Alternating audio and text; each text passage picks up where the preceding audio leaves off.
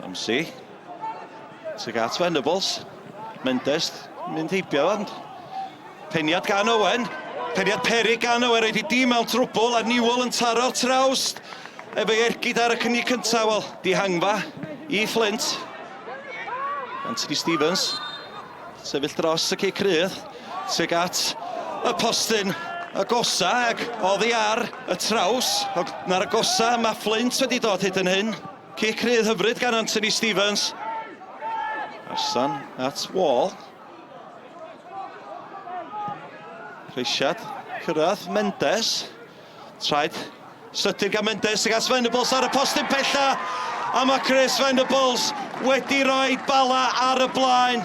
7 munud ar 20 wedi chwarae yma yn maes tegid. A mae Chris Venables yn rwydo i 7fed gol ym mhob cystadleuaeth tymor yma. Simmons. Gwaith da gan Simmons, bel disgyn i Acpro. Acpro ar ergyd. Doedd honna ddim yn bell gan Acpro. Mendes, chwipio hon. Tuag at y canol. Diaw yna i glirio. Disgyn i Smith. Cyfle mergyd gan Smith. A mae'n gwiro heibio Harry Allen i gefn y rhwyd. Yr ergyd gan Kieran Smith yn cymryd gwiriad ac yn twyllo Harry Allen yn y gol. Ac ydy Bala wedi sicrhau lle yn 4edd rownd Nghwpan Cymru. First question, Kieran. Are you claiming it? Yeah, absolutely, yeah. So, yeah, it was going on target. It took a little nick, but got a claim on. I don't score many, so definitely my goal.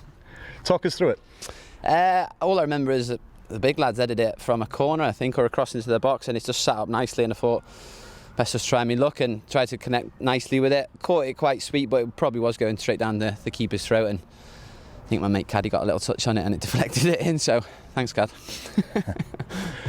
Yeah, always happy to be into the next round. I thought we played really well in the first half. Then they changed the shape a little bit in the second half, and then the game was a bit scrappy, but Rambo really hasn't had a lot to do in the game, nothing really, but game should have been buried in the first half, and then when you don't take your chances, it gives them a lifeline coming in. They only go in at 1-0 down, which should have been a lot more. And then it goes a bit scrappy, and then we scored a good second goal, and then we should have gone on and scored a few more, really. As soon as that second goal went in, we're still trying to chase bodies forward.